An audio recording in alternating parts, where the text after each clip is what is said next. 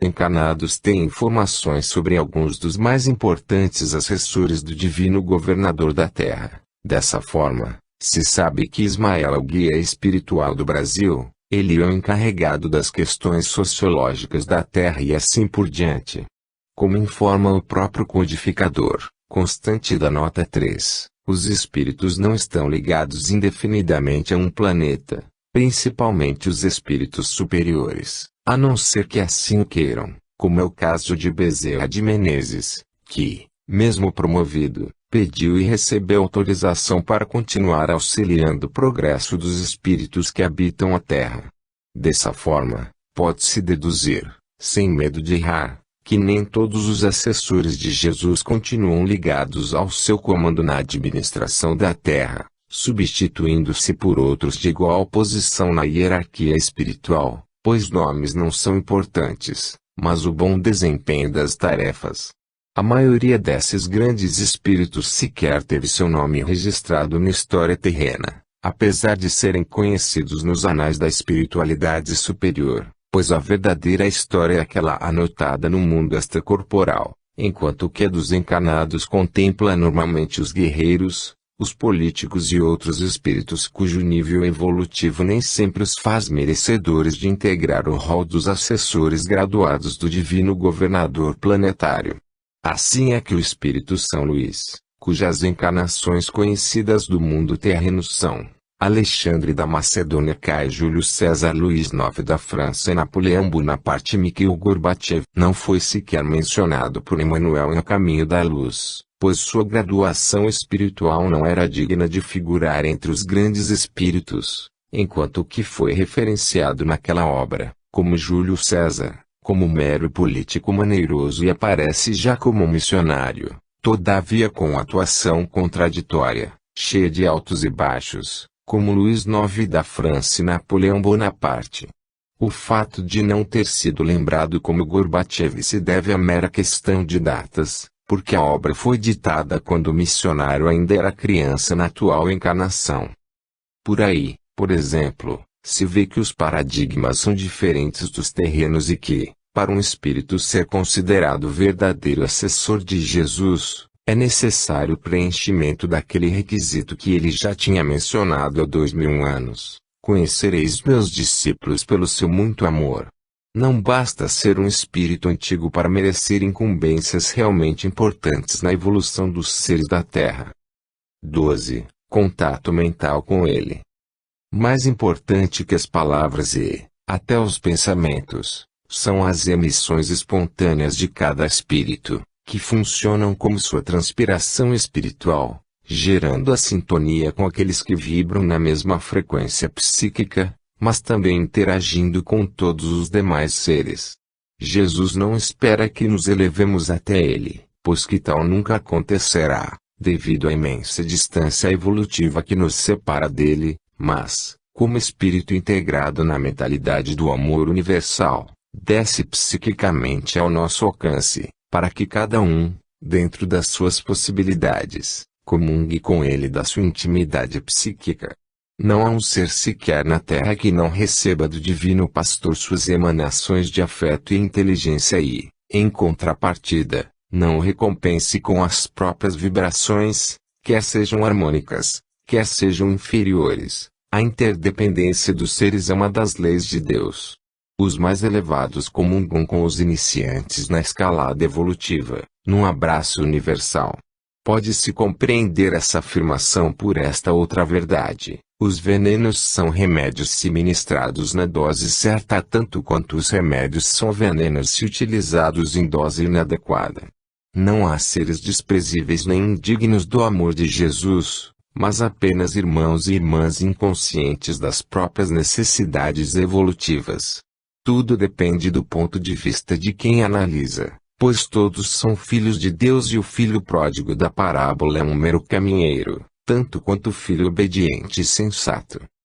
Mesmo os espíritos rebeldes recebem e dão de si, nessa permuta incessante, pois o intercâmbio é automático, sem necessidade da participação da vontade individual, apesar de que esta, sendo bem direcionada, dá mais força à potência mental positiva.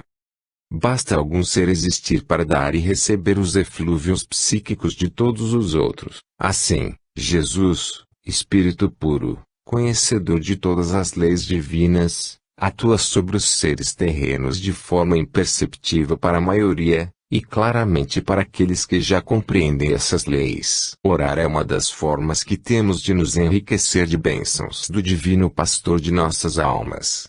Por isso, devemos sempre orar, principalmente para agradecer as benesses que recebemos do Pai Celestial e do Divino Governador da Terra.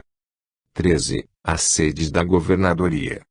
Qualquer espírita razoavelmente bem informado, mas principalmente os médiuns videntes, sabe que, nos centros espíritas, pouco importa para os espíritos dirigentes o espaço físico da construção terrena, uma vez que assentam naquele local outras edificações, constituídas de material sutilizado, as quais, normalmente, ultrapassam, de muito, as dimensões das construções terrenas ali edificadas, de tal forma que subsistem, no mesmo local, estruturas formadas de materiais de frequência vibratória diversa, uma não interferindo na outra.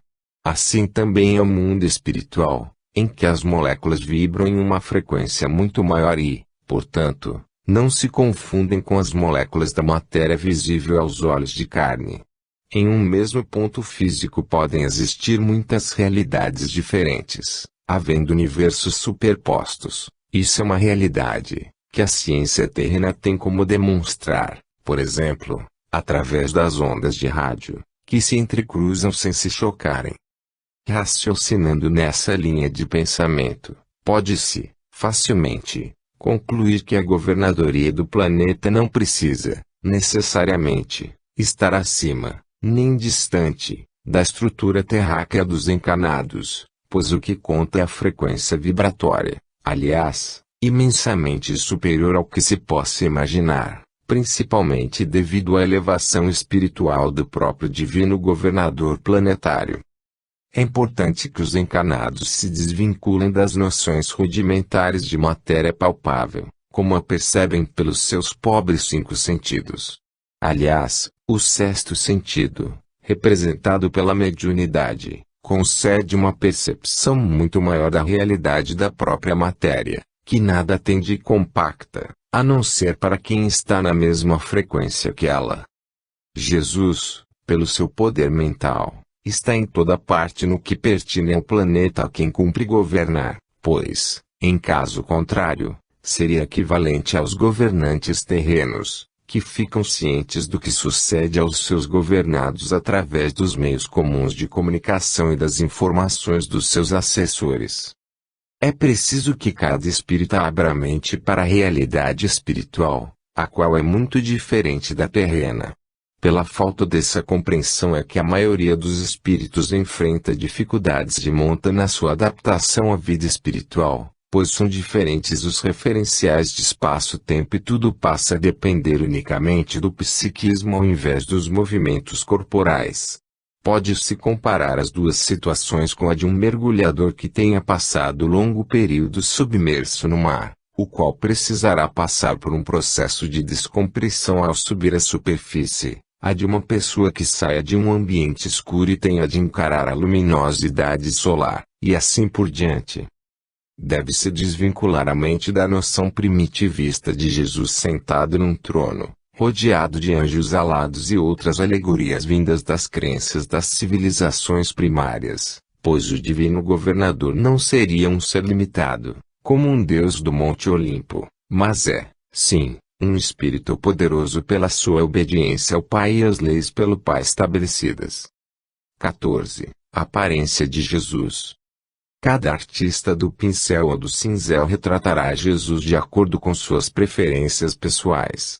Na verdade, se quando encarnado ele teve de apresentar-se com determinados traços fisionômicos e corporais, sua aparência como espírito da elevação que é, logicamente, em nada se pode comparar aos espíritos menos graduados e, principalmente, aos imperfeitos. As próprias dimensões do seu perispírito serão imensamente superiores ao destes últimos, bem como a luminosidade, podendo-se dizer, sem medo de errar, que é um foco de luz de extensão incalculável. As idealizações que cada fiel faz dele pouco lhe importam, pois cada um somente consegue enxergar conforme as lentes que usa. Todavia, é conveniente que aqueles que pretendem compreendê-lo melhor se compenetrem de que um espírito dessa estatura evolutiva é luz e não corpo, mesmo que sutilizado. A pintura, por exemplo, é inadequada para retratar-lhe a aparência, a não ser que se trate de um médium vidente de grande evolução espiritual. Sabemos que a representação da capa deste livro é pobre, mas tem, pelo menos, a vantagem de tentar mostrar que sua figura é de dimensão incalculável, misturando-se a estrelas e astros, num conjunto de beleza indescritível através do limitado vocabulário terreno. 15. Porque Jesus foi escolhido como governador planetário. Até hoje muitos espíritos encarnados e desencarnados questionam a superioridade de Jesus, inclusive considerando-o mais um dentre os inúmeros profetas ou até mero revolucionário ou coisa pior. Todavia, para quem está realmente imbuído de boa fé e com a mente aberta pela imparcialidade, vê claramente que sua vida e seus ensinamentos, quando encarnado, superam, de muito, todos os demais seres humanos que passaram pela Terra. Somente o facciosismo ou a má-fé impedem o reconhecimento desse fato. Ao lerem a nota intitulada O Chefe, os prezados leitores compreenderão o porquê da escolha, por Deus, desse espírito puro para mudar e dirigir este planeta que habitamos e como ele o governa. Sua perfeição relativa o fez ideal para a tarefa, sendo todos os demais missionários que por aqui passaram meros aprendizes da sua sabedoria e amor. Louvado seja nosso Senhor Jesus Cristo, médium de Deus para os habitantes da terra. Nota o chefe. Em a grande síntese o divino governador esclarece sobre a caracterização do chefe, assim mostrando, indiretamente, por que foi escolhido por Deus para governar este planeta. Quem será o chefe desse novo organismo para o qual se dirige toda a vida? Como a história o escolherá e o evidenciará? Há momentos em que a história atravessa curvas decisivas, em que se prepara a fase decisiva de uma civilização milenar. Imensas maturações sociais estão iminentes na aurora de novas civilizações. A humanidade parece, então, perder-se em crises e conflitos e todo o passado parece ruir. Então as forças da vida conclamam o gênio, para que interprete e crie, e os equilíbrios da lei o trazem à luz, valorizando-o em plena eficiência. As forças do imponderável convergem a sustentá-lo, para que ele construa e levante. Então, o homem que muito realizou, com seu trabalho íntimo, sua maturação biológica, é chamado por atração por meio da linha de sua maior especialização para dar todo o seu rendimento à obra coletiva que lhe é confiada e torna sua. A vida do chefe é a suprema missão. Esses fenômenos não são mistério para nós, pois sempre nos movemos ligados à substância no imponderável. Nesse desencadear-se de forças titânicas, é pueril buscar a razão das coisas nas velhas fórmulas de legalidade humana. A grande lei, que no âmago sustenta todas as coisas, amadurece tudo com perfeita harmonia para metas aleatórias.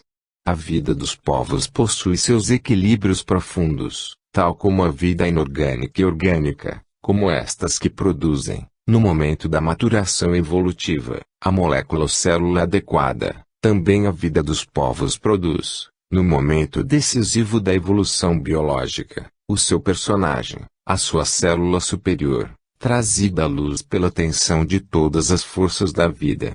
Essas forças explodem em triunfo após secular esforço oculto, a fim de que essa célula realize, por leis de coordenação, sua função de cérebro e de vontade, de direção e de comando, porque essa é naturalmente sua capacidade, sua diferenciação e sua função biológica. Assim é o chefe por sua grandeza, mas também por seu dever, por sua satisfação como por seu esforço, por sua vitória como por seu perigo.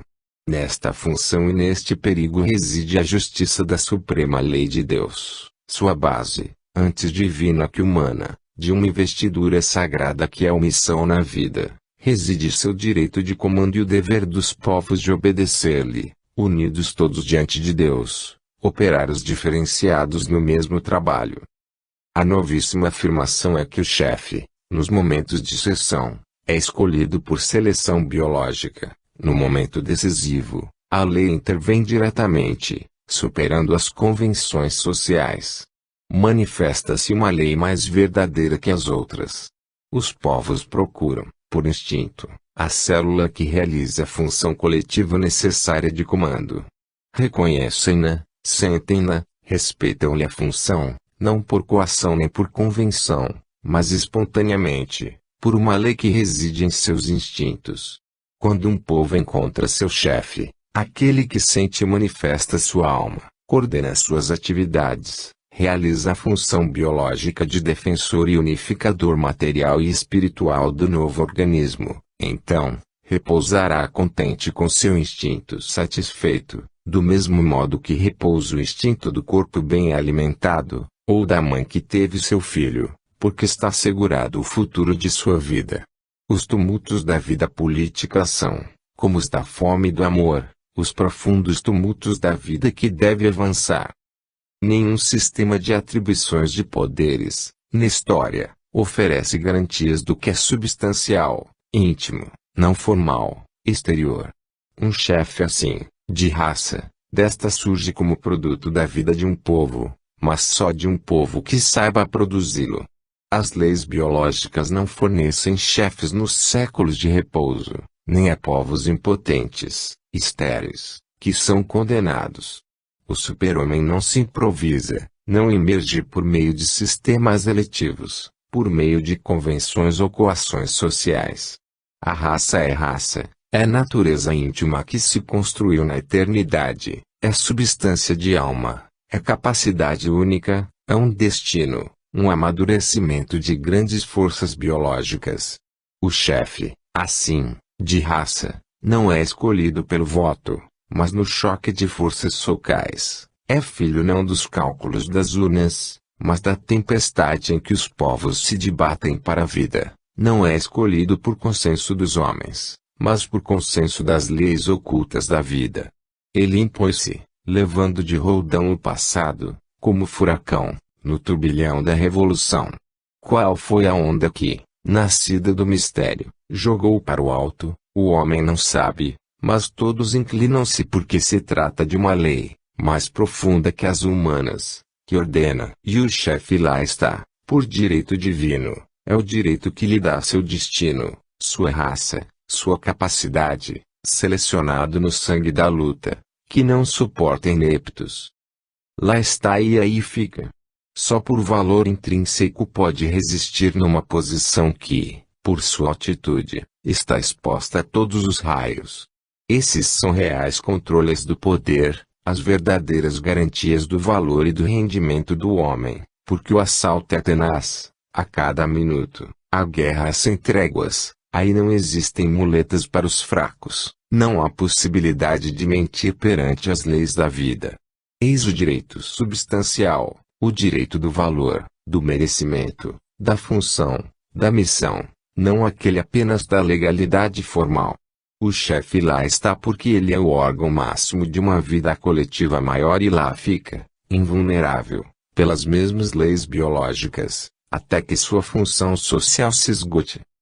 Substitua o conceito da legalidade humana pelo da justiça divina que sanciona os valores íntimos. Ponho como base dos fenômenos sociais as leis eternas da vida. No âmago do problema jurídico vejo sempre o problema biológico, sua alma. Só se as posições do segundo forem sólidas, serão sólidas também as do primeiro, sua expressão. Essa é a base substancial da legalidade. Os movimentos das forças políticas, jurídicas, sociais, só são compreensíveis se reduzidas à sua substância biológica. Que sistema mais substancial de escolha e de garantia pode encontrar um povo, do que esta filtragem, bem mais rigorosa, realizada pelas leis da vida? Que lei é mais profunda que a lei biológica, onde cada fibra é testada? É absurdo pensar que o poder tenha de ser escolhido de baixo, ser determinado pelos níveis biologicamente menos evoluídos. O sistema representativo constitui um método para escolher os melhores. As massas, porém, podem aceitar e suportar o super-homem, mas não compreendê-lo por antecipação. E a evolução que coloca à frente o ser antecipado, a fim de arrastar e plasmar os outros, evoluídos, que só sabem receber e obedecer. O conceito tradicional é invertido: a escolha não vem da quantidade medíocre, mas do alto, das forças da vida. O número é quantidade, que é incompetente para decidir a respeito da qualidade. Se sua missão é educar, o chefe tem que ser um senhor espiritual que desce, do alto de sua fase superior, sabe dar, não um medíocre que sobe e pede. Confio mais nesta legalidade, mais profunda que humana. Em meu conceito, é na capacidade que reside a base do direito. O chefe comanda pelo mesmo direito com que a águia voa. Ele é testado em cada instante por todas as resistências que lhe garantem a capacidade e a função, porque são as forças biológicas que conferem o poder, as mesmas que o tiram logo que cesse a função. O poder que vem do alto possui um conteúdo muito diferente do que é concedido de baixo. É dever, não direito, não é conquista, mas função, é ordem, não arbítrio, é sacrifício e missão. A investidura envolve o super-homem que vê o infinito e não admite abusos, entrelaça-se indissoluvelmente em seu destino, seu prêmio eterno, além da vida. Guia a mão de Deus e ele, em seu comando, obedece, só buscando dar, para realizar-se a si mesmo. Cérebro de um povo, é a superelevação que guia e ilumina a revolução biológica e impele a vida para suas fases supremas. Ele engasta seu trabalho na série das criações históricas dos milênios, porque nos milênios os homens escolhidos trabalham em cadeia. Realiza em sua fase, em perfeita correspondência com os momentos históricos precedentes e seguintes, a eterna evolução social, amadurecendo o passado e antecipando o futuro. A beber assim sua própria fonte, a atividade social transforma-se, acompanhando sua visão, que se fixará na evolução jurídica. Educa, cria consciência coletiva, pois sabe que essa criação interior antecede a compreensão e a base da vida das instituições, que a seguir exprimem. Não ciência humana, mas a visão guiando seu braço estendido em ato de comando para o futuro. É força num turbilhão de forças, indo ao encalço de novas civilizações. Sua vontade, guiada pela intuição exata das correntes de pensamento e da vida do mundo, ativamente se introduz na lei cósmica da evolução. Criando novas instituições sociais, enquadra em formas novas os valores morais dos séculos. No quadro de sua concepção, o chefe está organicamente colocado, como ideia e ação ao mesmo tempo. Situado no centro de seu estado, ele é a sua própria ideia, que em torno dele próprio palpita como uma auréola sua, como vida que emana da sua vida. Ele é um pensamento e uma vontade única, central, responsável, instantânea, não, como nas formas representativas, pensamento e vontade múltiplos, divididos, que lentamente se reencontram. O Estado é o organismo do qual o chefe é o cérebro e os cidadãos as inúmeras células, também elas investidas de funções menores, em harmônica coordenação de funções que convergem para o alto. Da periferia ao centro, dos membros ao cérebro, ao coração, existe uma contínua corrente solidária de permutas, uma descida do pensamento, de força, de consciência, de ajuda. Uma ascensão de contribuições vitais para se reencontrarem no centro e de lá de serem fecundas. O Estado, assim, é também centro de irradiação moral, é alma, fé, religião. Cada célula aí se sente mais forte. Pela primeira vez na história, ao conceito de Estado absoluto ou representativo substitui-se o de Estado biológico orgânico. Os valores morais, os produtos das civilizações do mundo realizam seu ingresso triunfal no Estado, não mais divididos em estéreis antagonismos de classes e de princípios, de ciência e de fé, de Estado e de Igreja, de rico e de pobre, mas fundidos numa unidade imposta pela nova civilização no campo do pensamento e da ação. O novo Estado é gigantesco organismo integral, imensa oficina de colaborações, em que máquina, trabalho, produção, riqueza, ciência, religião, tudo se funde e age organicamente. Esta alta concepção, de vida coletiva, é introduzida na circulação do sangue dos povos e opera a valorização das massas. Essa é a criação biológica confiada ao chefe pela lei. A nova alma coletiva está por desenvolver-se e afirmar-se. Ele supervisiona os primeiros movimentos dessa sua filha ainda criança, guia-a, educando-a. Do conceito de Estado-rei ao Estado-classe social, Estado-povo, do poder absoluto ao poder representativo, ao poder-função, à medida que a consciência coletiva ascende e se dilata, o poder desce e se descentraliza. É a ascensão do espírito que, progressivamente, purifica o princípio de sua escória. Nos equilíbrios biológicos, a medida do comando é dada pelo grau de consciência atingido. Os povos precisam mais de mestres que de liberdade, de guiantes que de mando, até que amadureçam. O chefe olha, seu povo é seu corpo, é sua aquela alma, aqueles tormentos são seus, aquelas esperanças, aquelas vitórias. Chefe e povo, unidade indissolúvel. O mundo está em marcha. A realidade biológica impõe, ou evolução ou morte. 7. Obsessores e autorreforma moral. Introdução. Nabucodonosor II viveu perseguido por inimigos espirituais, que lhe impunham torturas mentais cruéis, tornando-lhe a vida um verdadeiro rosário de sofrimentos. Saul vivenciou o terrível processo obsessivo. Davi, depois de ter providenciado a morte de um soldado para tomar-lhe a esposa, passou a ser assediado pela vítima desencanada. Em suma, a história registra inúmeros casos de obsessão, inclusive Jesus libertou dos seus obsessores um jovem gadareno. Não há nenhum salvo-conduto milagroso contra a obsessão, protegendo-se alguém da influenciação mental negativa de outrem, encanado ou desencanado em desajuste moral, a não ser quando passamos a vibrar em uma faixa mental superior à daquele. Bezerra de Menezes, quando ainda encanado, tinha um adversário espiritual odiento, que, não conseguindo alcançá-lo com sua vingança, devido à superioridade espiritual do dedicado discípulo do Cristo, obsidiava-lhe o filho, o qual ainda não tinha realizado a autorreforma moral, que funcionaria como escudo mental que o protegeria da virulência do antigo desafeto. Todos os espíritos, com exceção de Jesus, que seguiu uma trajetória evolutiva retilínea, têm pelo menos um adversário, que guarda algum motivo de queixa, muitas vezes não por falta cometida na presente encarnação, mas em tempos passados, quando suas eventuais virtudes ainda eram menos desenvolvidas.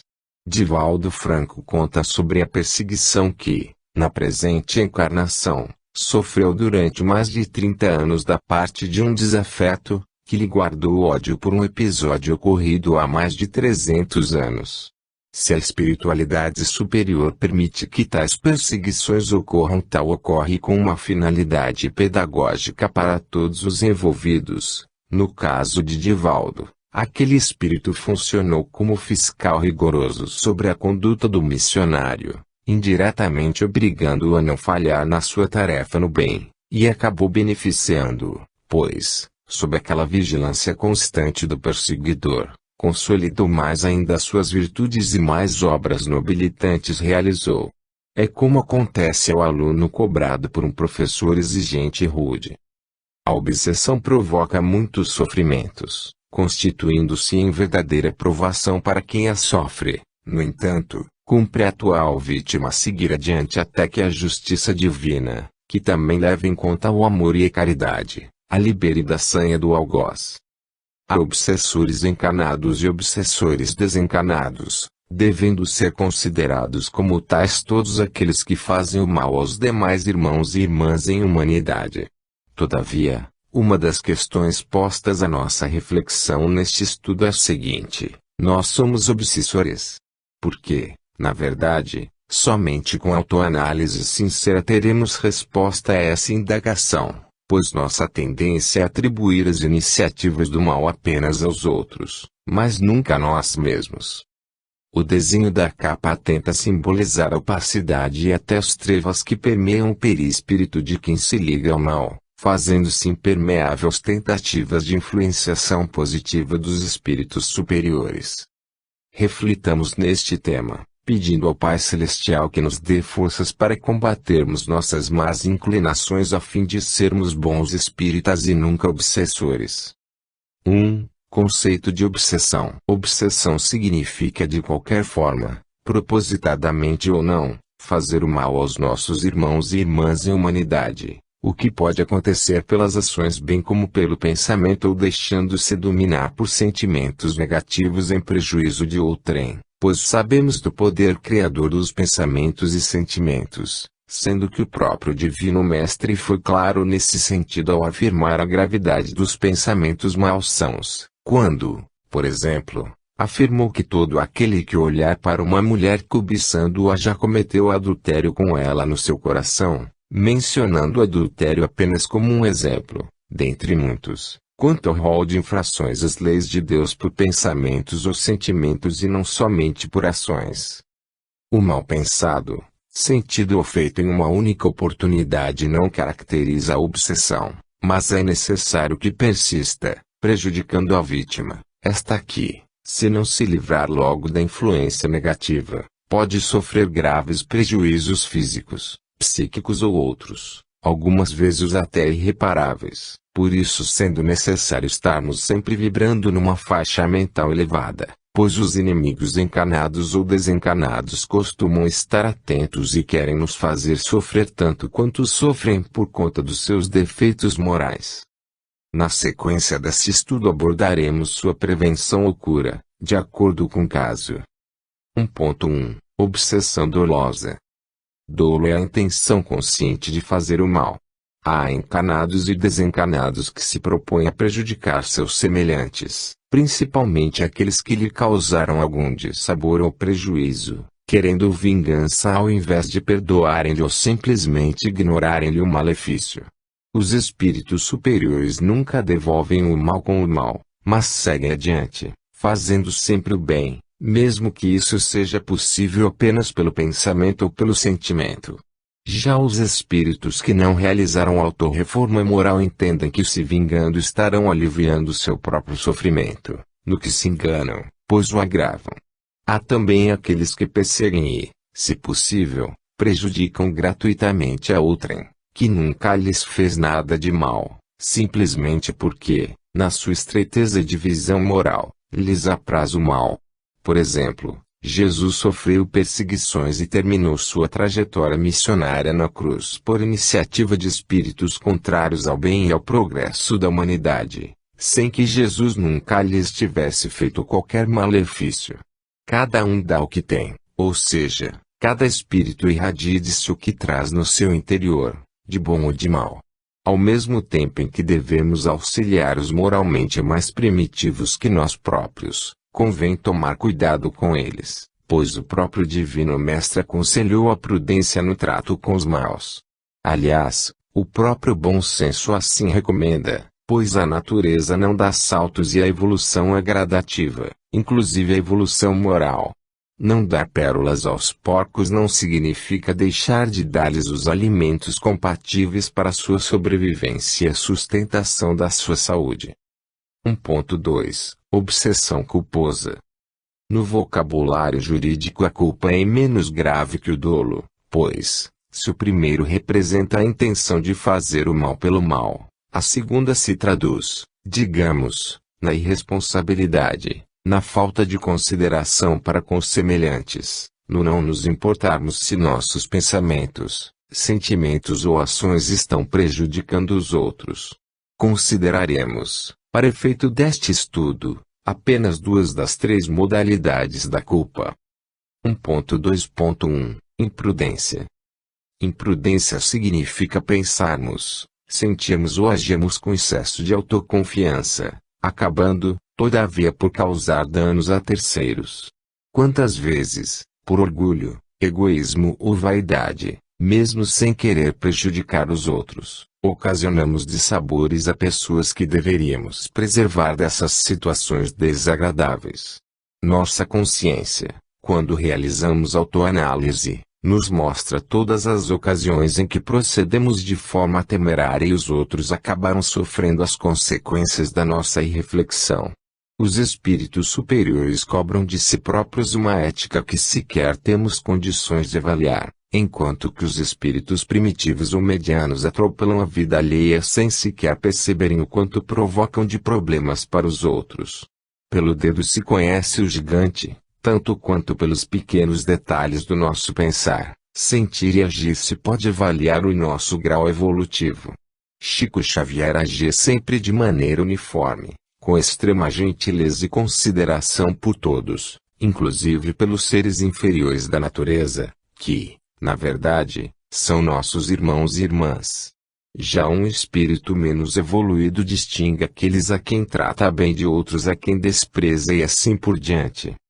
O atabalhoamento, a falta de previsão, a leviandade, tudo isso representa atraso moral, que deve ser objeto de nossa ponderação, para não procedermos como verdadeiros obsessores de pessoas ou de coletividades inteiras, de acordo com o número de prejudicados pela nossa imprudência. 1.2.2 Negligência. A negligência se diferencia da imprudência na medida em que nosso sentimento de desconsideração pelos outros é ainda maior, pouco nos interessando se alguém irá sofrer em decorrência da nossa forma de ser. O descumprimento dos nossos deveres ou a sustentação dos nossos defeitos morais sempre ocasionam uma sobrecarga na vida alheia, evidentemente. Só de não fazermos o bem já estamos contribuindo para o mal, pois a neutralidade não existe entre um estado e o outro. Há quem passe pela vida vivendo de forma tão egocêntrica que um espírito superior afirmou que a contribuição dessas pessoas chega quase que unicamente a de seu corpo servir de adubo, assim mesmo a revelia da sua vontade, pois, se fossem consultadas, não concordariam com essa forma de beneficiar os outros. Não quem diga, não ajudo a ninguém porque ninguém nunca me ajudou. O espírito negligente não se preocupa se sua vida pesa na economia da coletividade ou de outra pessoa, somente quer seu próprio bem-estar, tornando-se obsessores como verdadeiras sanguessugas ou aquele parasita vegetal conhecido como mata-pau, o qual se agarra a uma árvore sadia e se sustenta da sua seiva até levá-la à morte, então morrendo em seguida, por falta de outro hospedeiro. Os obsessores encarnados ou desencarnados dessa natureza são extremamente perigosos, porque sutis e aparentam o que lhes convém para sobreviverem a custa alheias. Inclusive no seio das próprias congregações religiosas se encontram criaturas com essa mentalidade, minando o terreno do progresso e das boas obras, porque, além de nada ou quase nada produzirem, costumam atrapalhar o trabalho sincero e dedicado dos servidores do bem. Jesus alertou sobre esses falsos religiosos chamando-os de sepulcros caiados por fora, mas podres por dentro. 1.3 Obsessão involuntária. Há espíritos encarnados ou desencarnados em estado de desequilíbrio espiritual ou moral, que, sem nenhum propósito, mesmo que remoto, provocam perturbação por onde andam, são necessitados de afeto e tratamento. Todavia, convindo termos cuidado para não sermos afetados pelos seus desequilíbrios. Hernani Guimarães Andrade narra o caso de uma mulher que, com sua energia espiritual negativa, provocava o depauperamento, até a morte, de todas as servidoras domésticas que iam trabalhar na sua casa. Verdadeiro caso de vampirismo espiritual, talvez inconsciente. Cuidar de pessoas desequilibradas exige cautela dos cuidadores, a fim de que não entrem na faixa negativa dos necessitados. Fazer o bem não significa entregar-se aos desequilíbrios de quem, Muitas vezes, se compraz no mal. Se fosse diferente, os médicos deveriam morar nos hospitais com seus pacientes. Os servidores da justiça viveriam transeados nos presídios com os condenados e assim por diante. Há pessoas que absorvem as agruras alheias de tal forma que adoecem junto com os doentes, muitas vezes entendendo que tal significa amor, quando, na verdade, é um tipo de masoquismo, o que deve ser tratado como patologia psicológica. Há, infelizmente, quem, por causa de baixa autoestima, assimile os males dos doentes ao invés de ajudá-los a se curarem, consentem em ser obsidiados e obsidiam os doentes, aumentando-lhes o sentimento de insuficiência para se curarem. 2. Obsessores. Obsessores somos todos nós, quando ao invés de corrigirmos os defeitos morais que ainda trazemos, prejudicamos as pessoas com nossos pensamentos, sentimentos e ações negativos. Chico Xavier disse certa vez: criminoso é aquele que foi pego em flagrante, revelando que todos somos mais ou menos devedores à própria consciência, por faltas cometidas há pouco ou há muito tempo, em nível de pensamentos, sentimentos e ações, muitos que sequer chegaram ao conhecimento dos que convivem conosco. Michel de Montaigne, no século XVI, afirmou: se cada um de nós tivesse que pagar pelos erros que cometeu, mereceria pelo menos meia dúzia de condenações à pena de morte. Costumamos deixar cair no ouvido nossas maldades e guardamos vivas as reminiscências do mal que outrem nos fez. Isso retarda nossa própria evolução, com sérios prejuízos até para nossa paz interior e nossa saúde.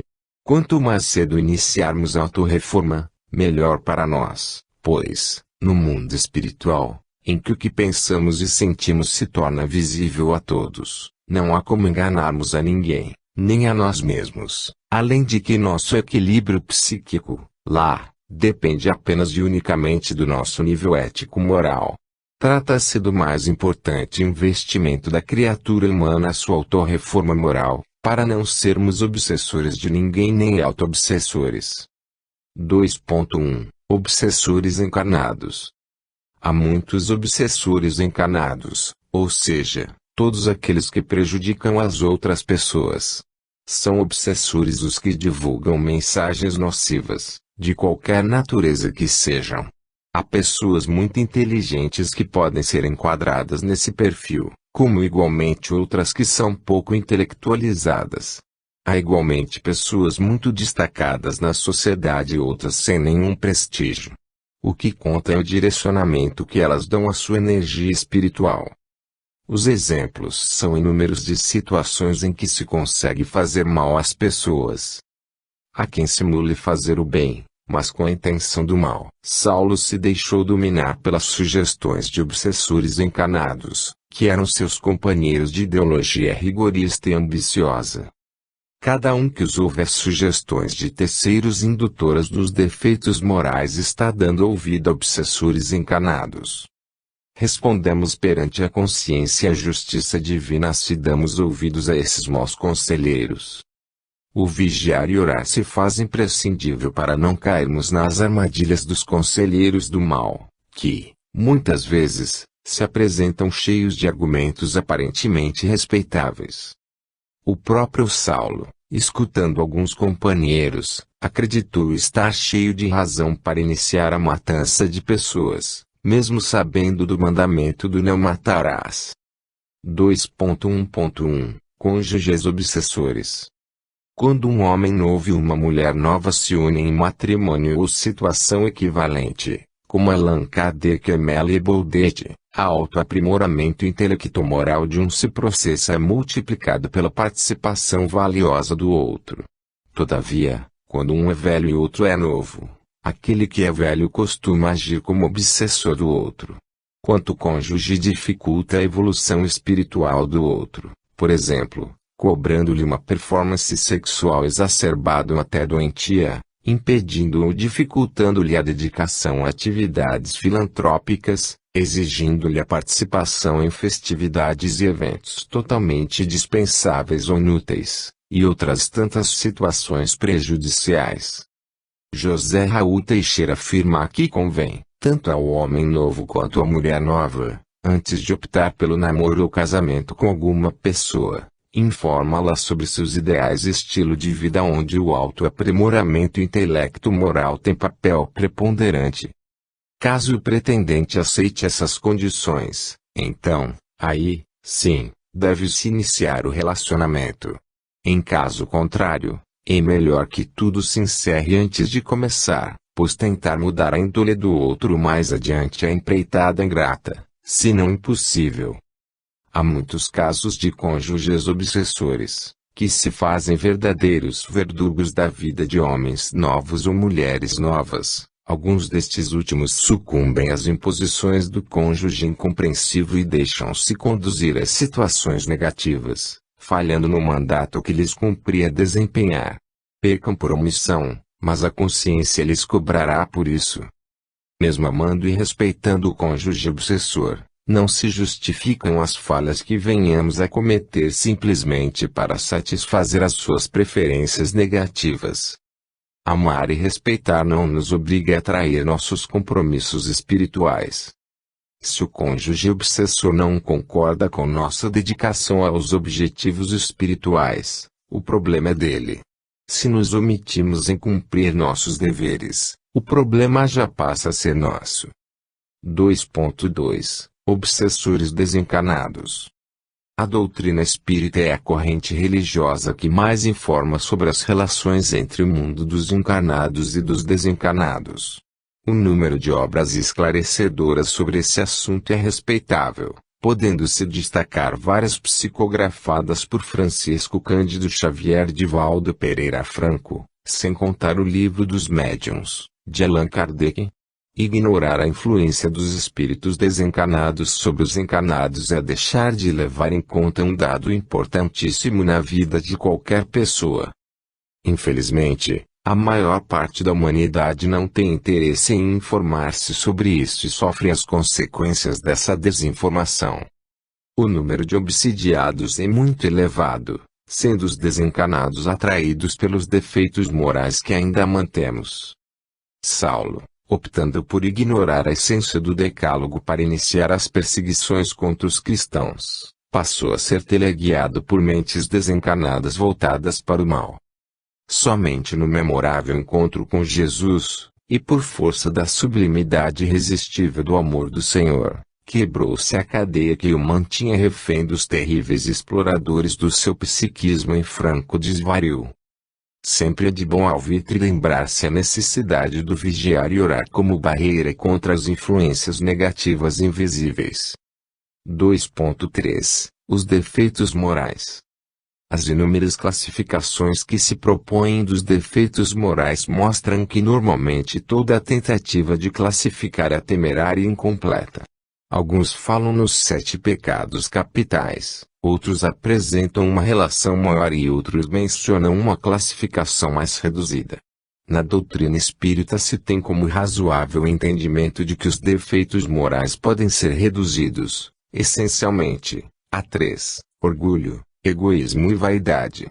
Para nós, os defeitos morais representam formas de pensar, sentir e agir contrárias à regra do amar a Deus sobre todas as coisas e ao próximo como a si mesmo.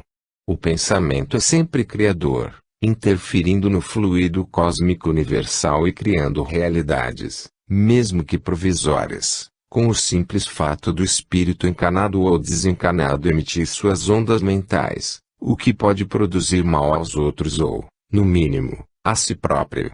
Todavia, há um detalhe pouco observado pelos próprios espíritas, mas que o espírito André Luiz anota em A Evolução em Dois Mundos, que é a responsabilidade que cada um de nós tem quanto aos bilhões de células físicas e perispirituais que compõem nossos corpos material e perispiritual. Cada uma dessas células é um espírito em estágio rudimentar de evolução, estágio esse que nós também já vivenciamos no passado remoto. Somos, no mínimo, responsáveis perante esses seres, que costumamos desarticular através da reiteração de pensamentos contrários às leis divinas, Daí surgindo muitas doenças físicas ou mentais. Os sentimentos são vibrações poderosas emitidas pelo espírito, que, da mesma forma que os pensamentos, provocam alterações dentro e fora de nós próprios. As ações são movimentos externos, valendo quanto a elas as mesmas considerações acima feitas. O estudo aprofundado dos defeitos morais é importante para o espírito, que, logo em seguida, deve iniciar o trabalho de autoconhecimento, quando verificará de quais deles ainda é escravo e em qual nível de intensidade. Normalmente, não temos todos os defeitos em igual porcentagem. Alguns são mais orgulhosos, outros mais egoístas e outros mais vaidosos. Alguém que tenha todos os defeitos em grande dose será, na certa, um grave problema para si próprio e para todos que com ele convivem. 2.3.1 Orgulho. O orgulho se traduz na ideia de que somos muito mais importantes do que os outros. A pessoa orgulhosa se coloca em um pedestal simbólico, aos pés do qual as demais teriam o dever de postar sem reverência. Há ricos, intelectuais e poderosos humildes, como há pobres, iletrados e desprotegidos da sorte que se deixam dominar pelo orgulho. Esse defeito não é consequência do eventual destaque que venhamos a ter, mas sim uma qualidade negativa que uns cultivam e outros combatem em si próprios. Voltaire comparava o orgulho a uma bola cheia de ar, que vaza estrondosamente quando recebe uma espetada. A humildade é a virtude contrária ao orgulho e traduz-se em um dos mais importantes qualificativos dos seres evoluídos. Sócrates reconhecia suas limitações. Montaigne deu a público as próprias contradições na busca pelo autoconhecimento e Jesus Cristo, mesmo sendo o melhor dos homens, não se sentiu diminuído ao lavar os pés dos próprios discípulos. Realmente, não há razão para o orgulho, apanágio de quem pouco sabe de si próprio e de quem se julga insubstituível, numa atitude de puro infantilismo ético e moral. 2.3.2 Egoísmo. Amar a si próprio é imprescindível para a evolução intelecto-moral, significando investir no seu próprio progresso. Todavia, impedir que as benesses em geral cheguem aos outros, tudo querendo para si, é atitude ingênua, uma vez que uns dependemos dos outros umbilicalmente. Uma andorinha só não faz verão, já dizia Aristóteles, há muitos séculos atrás. O regime que vigora na natureza é a colaboração, conforme detectou Jean-Baptiste Lamarck. Demonstra bom senso e inteligência que atua em equipe, dividindo responsabilidades e benefícios. O egoísta é tardo no raciocinar com clareza e cego por não ver a própria insignificância da sua pessoa considerada individualmente. Todas as grandes realizações são coletivas. O próprio Cristo fazia-se acompanhar de amigos para poder alcançar seu desiderato de divulgar a mensagem do amor. A virtude contrária ao egoísmo é o desprendimento, que encaminha para a solidariedade e a fraternidade. Feliz de quem é solidário, pois nunca está solitário. 2.3.3 Vaidade. Pretender notoriedade exagerada é o próprio retrato dos vaidosos. Luís XIV, o Rei Sol, da França, adorava ser incensado pelos bajuladores. Da mesma forma, contam seus milhões os grandes e pequenos vaidosos, que sofrem por não serem homenageados a cada passo. A vaidade se manifesta de inúmeras formas, normalmente nada tendo a ver com o hábito tão feminino de enfeitar-se para aparecer em público. Falamos aqui da vaidade defeito moral, dominadora de muitas personalidades aparentemente modestas. A vaidade intelectual é lamentável, pois incita muitas inteligências às idealizações contrárias às leis divinas, causando confusão nas mentes desavisadas e nas pessoas ingênuas, como acontece, por exemplo, com a péssima qualidade ético-moral de muitos programas televisivos, arquitetados por profissionais vaidosos, que visam mais a divulgação do próprio nome do que o importante ideal de divulgar a arte e o conhecimento. 3. Nós somos obsessores. Enquanto não realizamos autorreforma moral, somos obsessores uns dos outros, como diz Manuel Fernandes. 3.1 A autoanálise. O livro Memórias de um Suicida, de Camilo Castelo Branco, psicografado por Ivone do Amaral Pereira, é uma das obras espirituais mais reveladoras da vasta literatura espírita. Ali são relatados alguns casos reais da atuação da lei de causa e efeito, inclusive no processo evolutivo do próprio autor espiritual. Vejamos alguns itens da sua biografia e ponderemos sobre a autoanálise.